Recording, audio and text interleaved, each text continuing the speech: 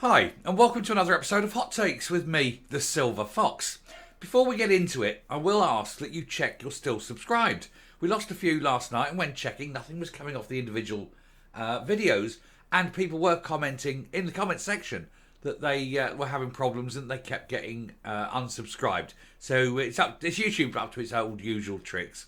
So do please make sure you are subscribed, and if you are yet to subscribe, please do so. We'd like to try and get to 9,000 before Christmas, although with YouTube keep cutting them off, it's becoming hard.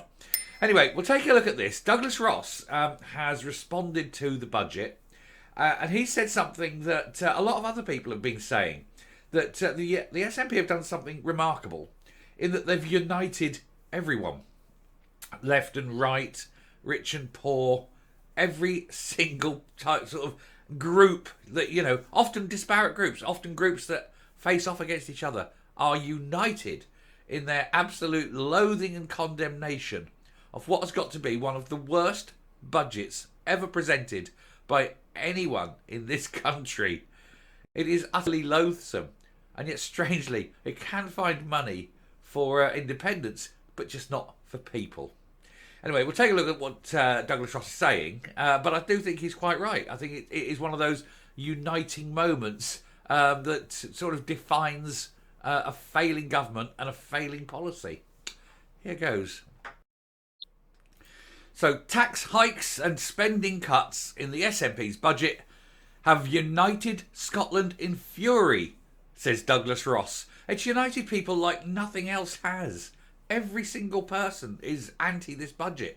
There's those at the lower end who are thinking, why are all my services being cut? Why can my child not get in to see a doctor?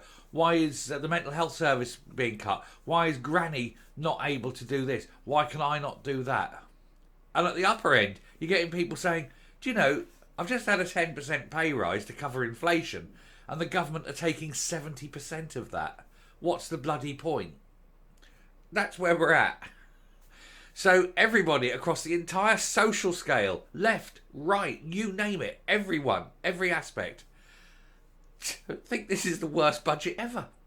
It takes some talent to do that, doesn't it? It takes an absolute talent to create a budget so bad that there is no one in society that is pleased by any of it.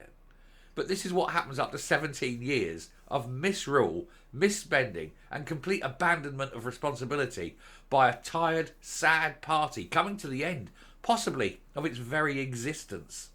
We can hope. Hope remains, yeah? Hope springs eternal. Douglas Ross has said the universally negative reaction to the SNP government's budget has united Scotland in fury. Shona Robison delivered the 24-25 budget that came with income tax rises, a failure to pass on business rates relief, and added to fear and the future of public services. The Scottish Tory leader at the time said, even the SNP backbenchers couldn't muster any enthusiasm for the budget, noting the absence of pause for applause. He said, I've never sat through a budget speech that didn't have a single pause for applause or support from the backbenches.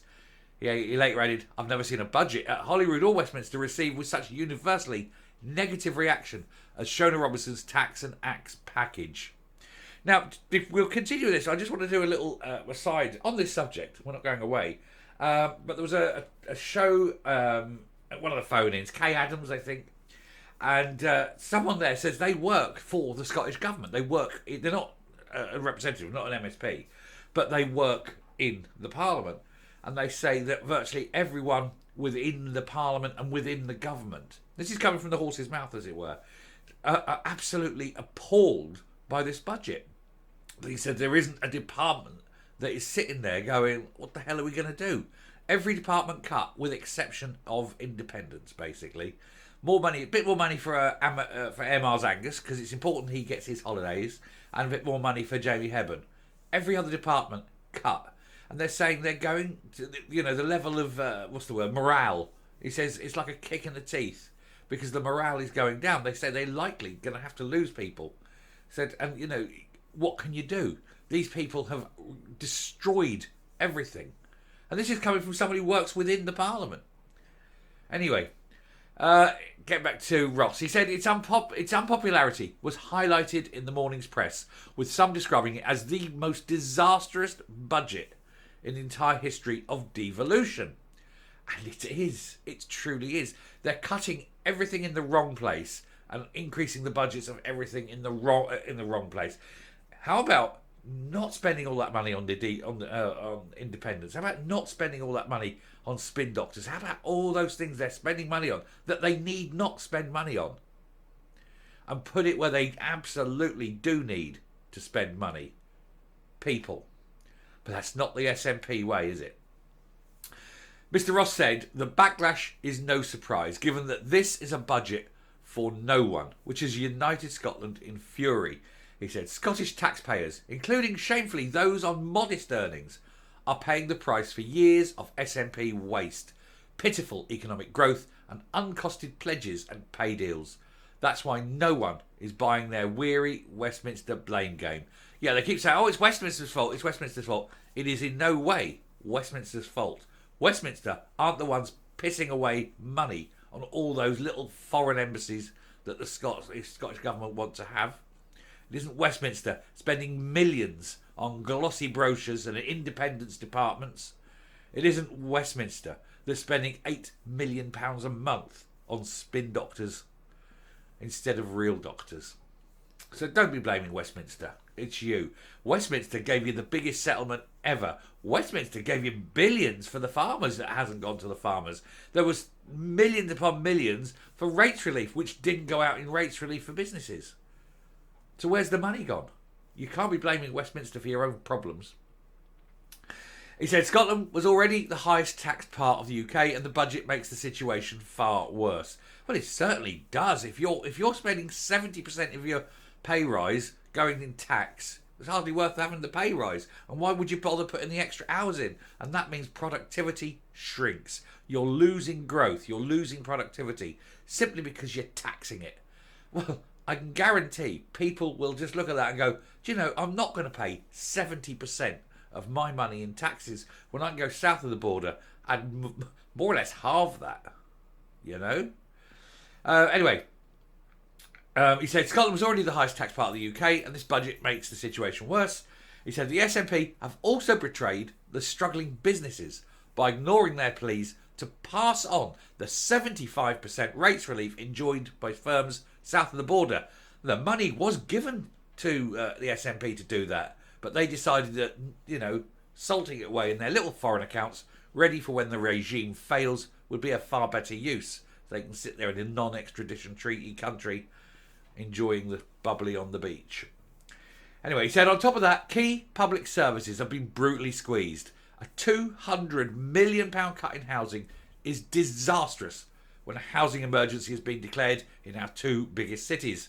And while our councils have once again been shortchanged and will struggle to provide core services. And of course the big thing there is when Alibaba gets up at his conference and goes, I've got nothing to say, and panics and says, council tax freeze, and can't cost it, doesn't realise how much it's going to cost, doesn't realise that in truth it should be around £1 billion. If the councils were allowed to put up, and they are allowed, let me explain something, if the councils put the council tax up as much as they actually wanted to put up, for him to freeze it would cost central government £1 billion. Money they just don't have. So he said, well, okay, well, we'll limit it. We'll give you, we'll say it's 5%.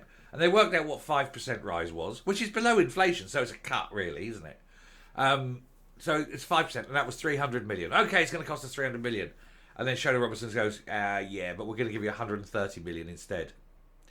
Two things. Either massive, and I mean incredibly massive cuts in services, everything that is non-essential, basically anything that's non-statutory. They have a statutory thing that they must do. Outside of that, I think everything in councils will be cut, number one.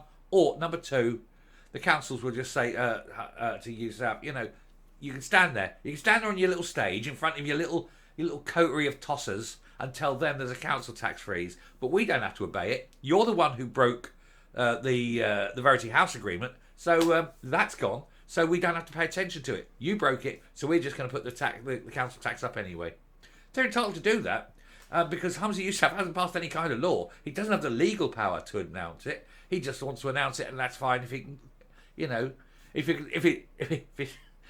he can sign off the check, then that's fine. The trouble is, Hamza Yousaf, his mouth is writing the checks that his arse can't cash. And that is the big problem with the things he does.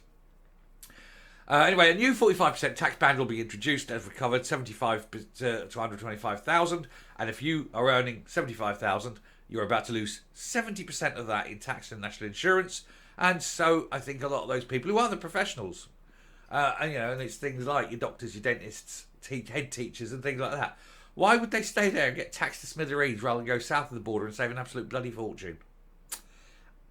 Who knows?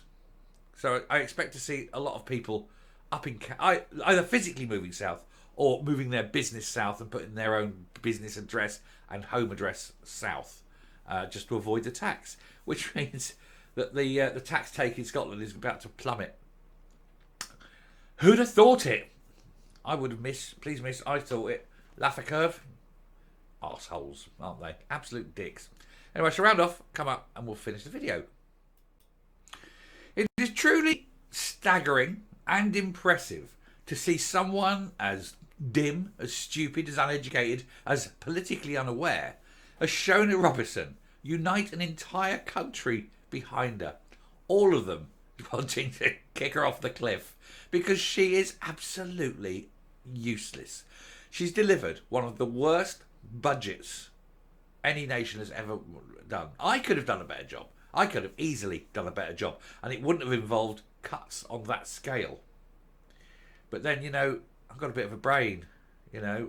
My dog, my little dog could have done a better job. He's got more of a brain. Woman is a menace.